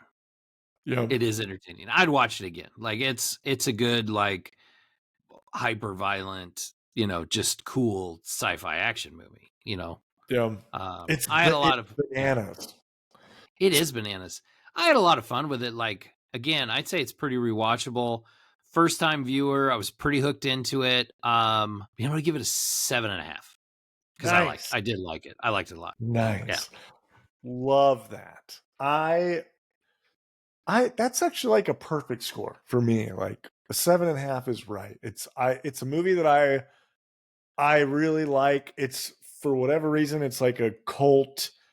Like there's yeah, just something about that movie that I like, even though it's not good and not a mhm. lot of people liked it, but for whatever reason I Yeah. did. But it's Um that kind of movie. You know, yeah, it's like I said, hyper violent. Like the gore is insane, which is like purposeful and probably why it's very memorable. Um, and like I said, the whole movie is essentially just stealing parts of like Escape from New York, Mad Max, yeah, all of these movies that I love. yeah, Um, which the like I said, one of the reviewers I was watching, he was kind of like, I already have Mad Max and Escape from New York on DVD. If I wanted to watch those, I would just put those on. And I was like, I didn't get, that's not the vibe I got. I thought was like, if you yeah, like those movies, you should think this is yeah. fun. Like, If because it's in like Escape from New York and Mad Max are different violent too. yeah, Like this is next level yeah, violent. yeah. So yeah, it's that kind of movie. It's the It's kind a of fun movie. watch. Yeah, it is the kind of movie that, like, I know we haven't seen it yet, but like when I saw like the first few trailers for Craven, I was hoping it was like this. Like it's just a good time, like tons of blood and guts and like tons of action. And it doesn't sound like Craven was that, but this is the kind of movie I was hoping that would be. Yeah. So anyway, Love it. yes, I like it. Good. Anyway, Yeah, if you haven't seen it and you like any of those movies we talked about, go watch it. I enjoyed it. So check it out. Where did you watch it streaming wise? Prime. I just rented it. Oh, nice. Okay. Yeah, cool. I just rented it on Prime. So anyway, that takes us into my favorite segment. There can be only 5. Only 5. So we went this week with top 5 pandemic / viral outbreak movies, right? Which is very specific because that's how this movie started. Even though this movie's like 6 different movies in one, that's basically how this movie started, and it's something we haven't really talked about yet. So I thought that would be a good one to do. So you went first last week. Yeah. So I'm going to go this week. I did have 2 honorable mentions. No, I've been doing that more lately. I think you're rubbing off on me or something. So, yeah, that's what she said. Anyway, honorable mention. The first one I had to put was Contagion. I did put that as an honorable mention, which is a movie I actually just saw for the first time in 2020. Oh wow, really? It was very on the nose too. I was like, did you watch it because of the pandemic? Yes, I know. I was like, I think I already had it, and I just never watched it. And then the pandemic happened. And I was like, I'm going to watch this movie, and it was like, oh, this feels very perfect similar to something. Very similar, and it's a pretty good movie. I'm not a huge fan of Contagion. I liked it. Maybe it was because when I saw it, I was like, maybe I don't like this movie, but it's good. It's very on the nose, and it's crazy that movie had so many predictive things in it. So yes. Yeah, it is pretty wild. So and then the other honorable mention I had was 28 Weeks Later, which is the sequel to 28 Days Later. I threw that in there as an honorable mention. We've got the new one, 28 Years Later, coming out, which is coming out as a trilogy, which I'm super excited about because they filmed them all together. And that's going to be, the first one comes out this summer. Yeah, the first one comes out this summer. The second one comes out like beginning of next year. Like there's not even a full year in between the first couple. So that'll be cool. And then so I had those as honorable mentions. 28 Weeks Later is a very, very good, like, what has happened to society like not long after the collapse, and has a story built into it too. And it's got a ton of famous people in it, like Idris Elba, Jeremy Renner, Robert Carlyle, like bunch of people in it. So it's a really good movie. Anyway, so top 5. At number 5, I had World War Z, which is Brad Pitt. Obviously, viral outbreak that goes through the whole process of the viral outbreak. Then the people are turning into zombies. That movie is definitely a very different take on the virus causing zombie outbreak. And I know it's based on was it a graphic novel? I think it was. World War Z was. I thought it was a book. Was it a book? Okay, so it was a book, which I never read, but I enjoyed it. I thought it was really good. A lot of fun in that movie too, and a very very different for Brad Pitt too, to see him in that kind of movie. But it was a lot of fun. I like World War Z.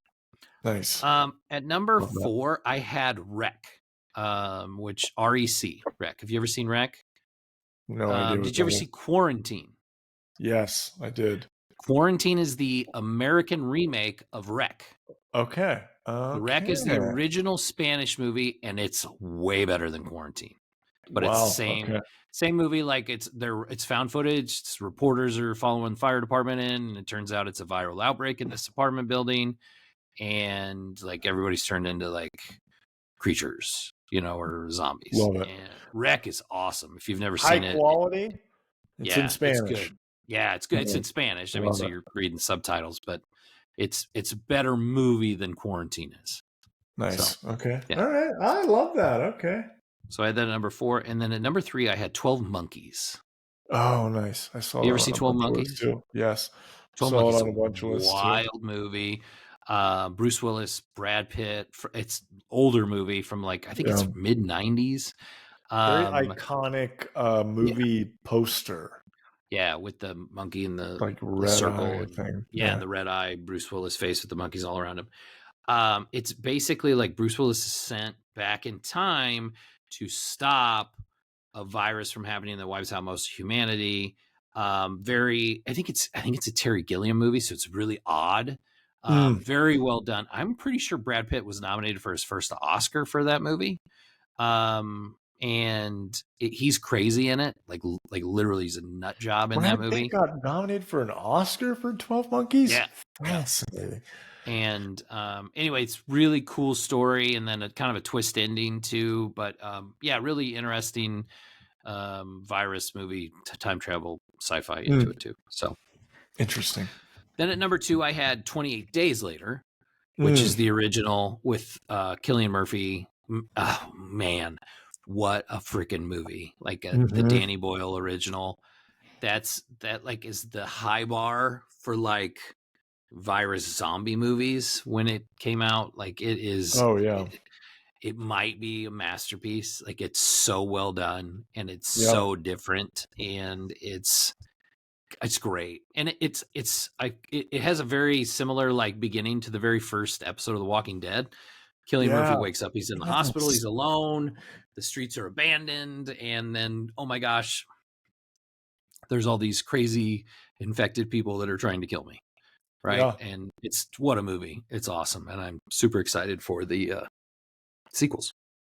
Nice. And then at number 1, and I know this movie's not as good, but it is my favorite. And so number 1, I had Outbreak with Dustin Hoffman and Rene Russo and Morgan Freeman, Donald Sutherland, and Kevin Spacey, Cuba Gooding Jr.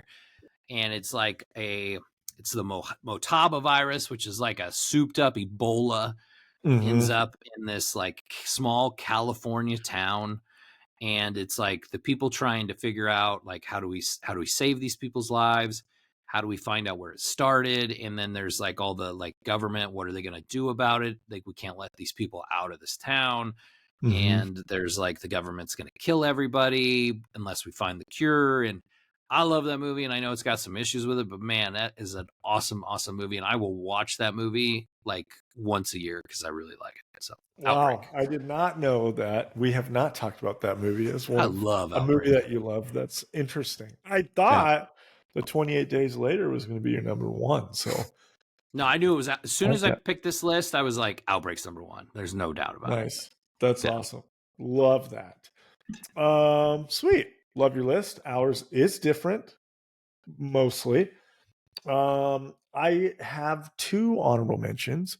One is a movie that I love. I probably could have had it on the actual list, but I feel like the Outbreak and Contagion part isn't until literally the last like credit scene. So I had Rise of the Planet of the Apes.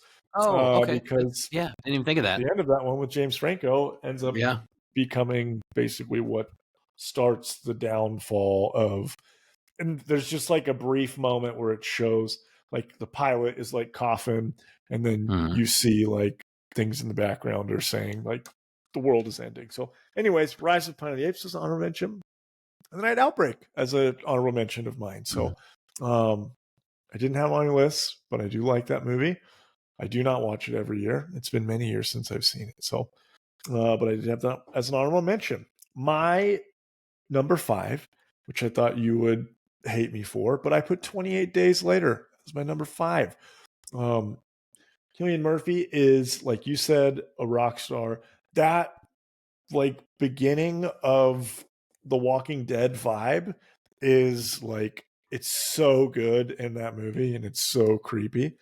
I remember when Walking Dead came out, and I was like, this show just straight ripped off 28 Days Later. Like it's the same.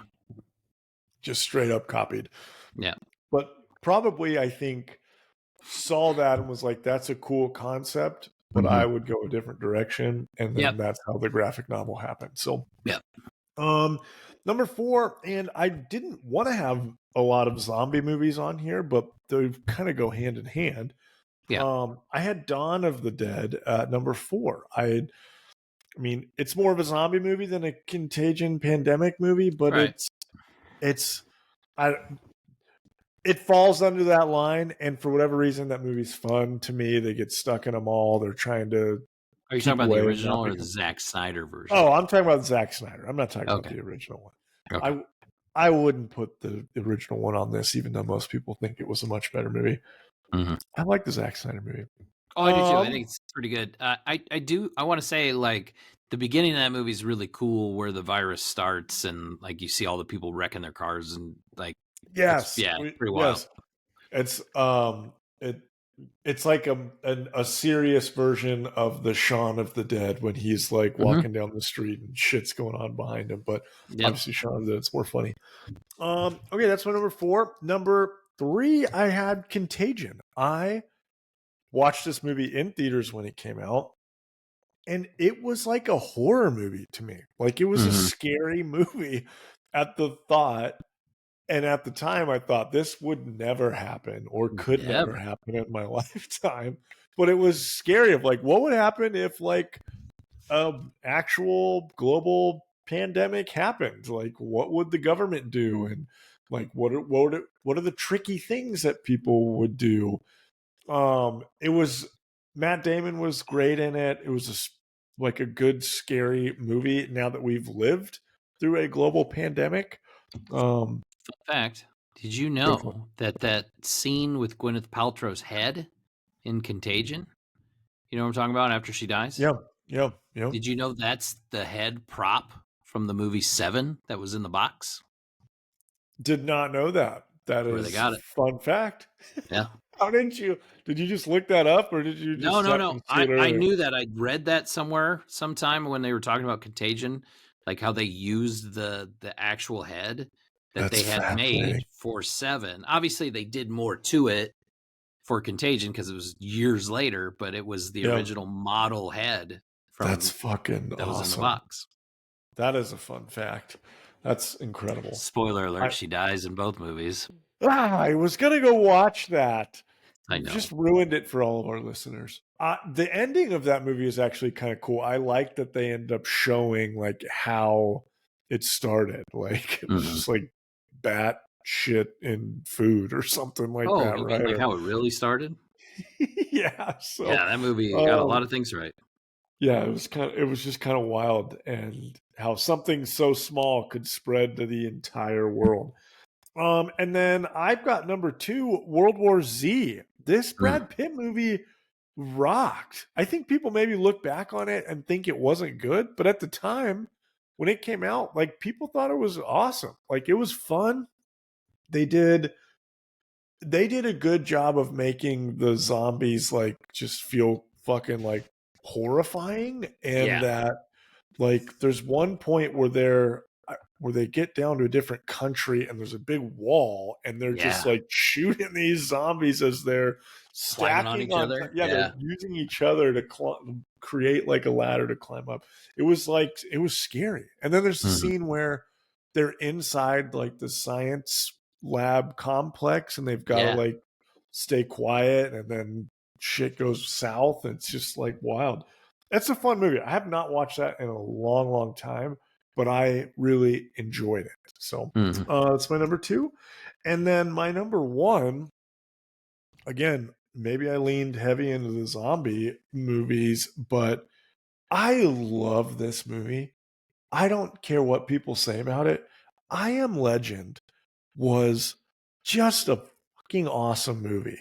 I loved it. Obviously, the pandemic stuff happens at the beginning, and then it's him like surviving and living in that world.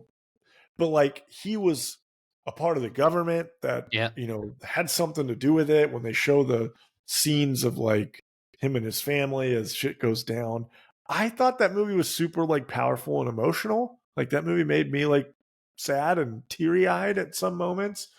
Yeah, you had that on your list last week too for vampire movies. I Am Legend is just rocking for me. So wow, I didn't think about that. I know, you're the guy. I love it. It's good. I didn't like that movie. Really? I don't like it. I can't remember which ending is the one that because they did an alternate ending where he survives. Because I think he survives in the book, maybe. I don't know. The aren't they making a sequel? Yeah. Oh, yeah. I think we kind of talked about that. They are making a sequel, and they're going with the alternate ending where he survives. Yeah. Yes, but the theatrical version, he doesn't survive. He holds a grenade and blows him up. That movie fucking rocks. I don't care what you say. It's my number one. Contagion. I actually originally had Contagion as my number one for the sole purpose of this being a pandemic type movie. Yeah. Then I'm like, if I'm looking at Contagion and I Am Legend, I'm going to watch I Am Legend 100 times out of 100 over that. So it's not a bad movie. It's just, I don't know. I think the creature effects took me out of it because they are so bad. Yeah, they're not. They went full CG and no prosthetics. Why do you do all CG? Well, I think they were wanting like full on like attacking, terrifying, fast animals, less vampires and more kind of animals. Kind of the vibe you get. Maybe. I don't know. And I think that's one of the things that like Dawn of the Dead did really well, because that was like one of the first like fast zombie movies where the zombies were super fast. Yeah. And they did a really good job in that movie. They would hire like people with like missing limbs and stuff. Did you know that? Oh, like they yes, purposely hired people without arms or without legs, so it could look like they were chewed off and stuff, and then they would run super fast. Fucking love it. Super cool. What was it? Decision. Was Bill Murray the famous zombie? Who is the famous zombie? No, I know he was in Zombieland, but in Dawn of the Dead, when they're on the roof, they're like shooting. Well, they had different ones. They were like they weren't real people, but they were like people who looked like him. And the one guy would hold up a sign. It'd say like Burt Reynolds, and then they found like a guy that looked like Burt Reynolds with a mustache, and then he'd shoot him. I always thought that was like them saying no, it was like lookalike people. Yeah. Wow. The more you know. That's great. Love that. Amazing. Okay. That brings us to this episode's longer than I thought it was going to be. Super long. Us to our How Rotten Is Your Tomatoes?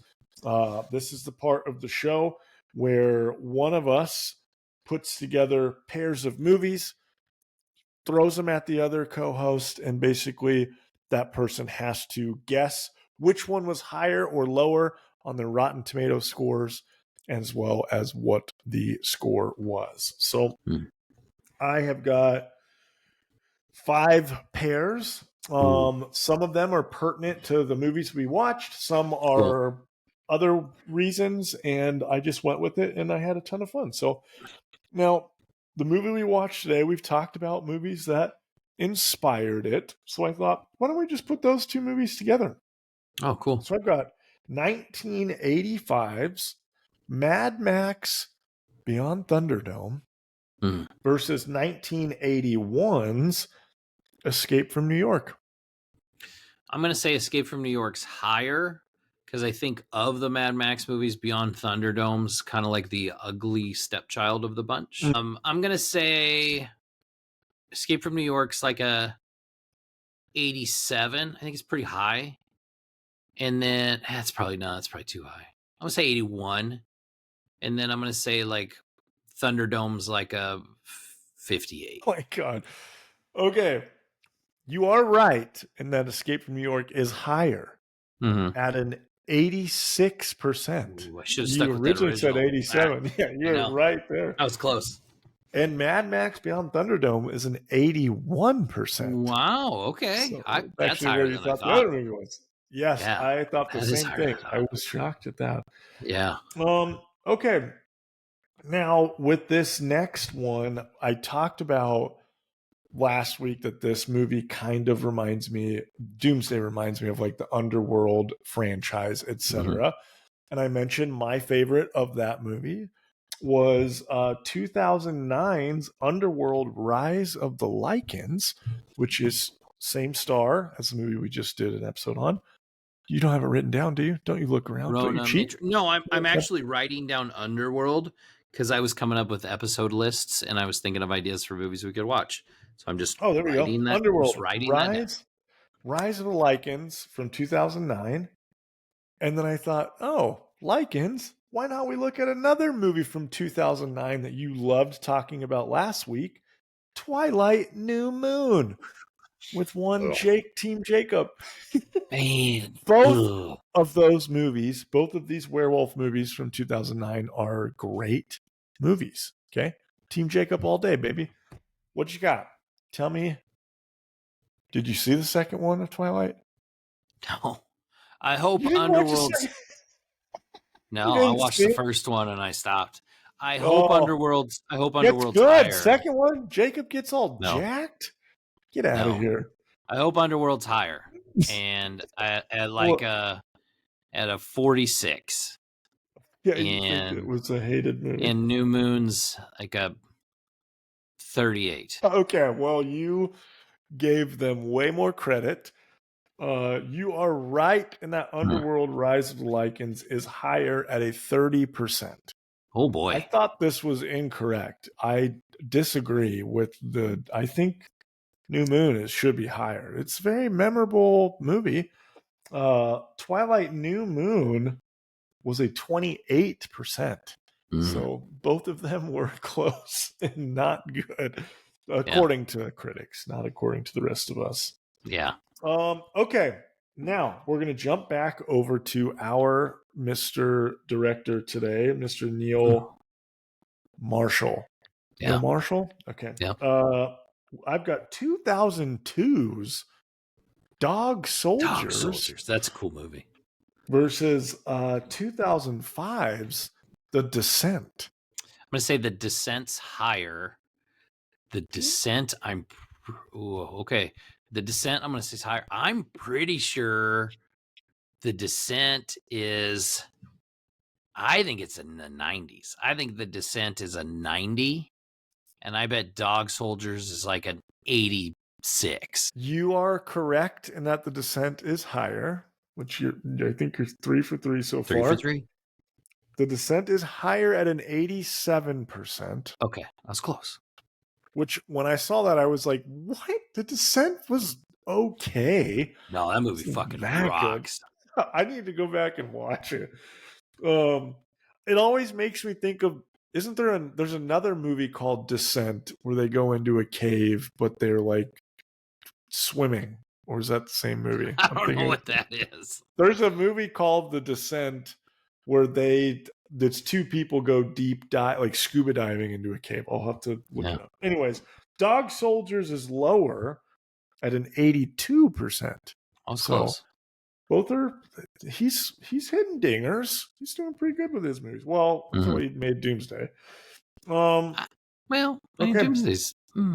I mean, in terms of like general to the general public. Okay, I got 2 more to go. I've got your favorite video game movie ever made. It's Doom versus 2002's Mila Jovovich Resident Evil. The original Resident Evil? Yep, from 2002. That one's higher for sure. You think? Yeah. And I'm going to say... What would be the percent you would give them both? Resident Evil's like a 37. And Doom is like a 12. Okay, you are right in that Resident Evil's higher. And this was actually most of mine today. I'm like, these are pretty obvious, but I want to have them go against each other. Yeah. This, I wanted to just mention these movies. This one is probably the first time where I've gone with such a different discrepancy in scores. Doom might be single digits. Resident Evil from 2002 is a 67%. Oh, no shit. It's actually really good. I like the first one. That's a good movie. I like the first 2. The other ones are not highly rated, so 67 is actually pretty good. Yeah, I can't believe it's that high. Dwayne Johnson's Doom is an 18%. And Carl Urban. What did I say?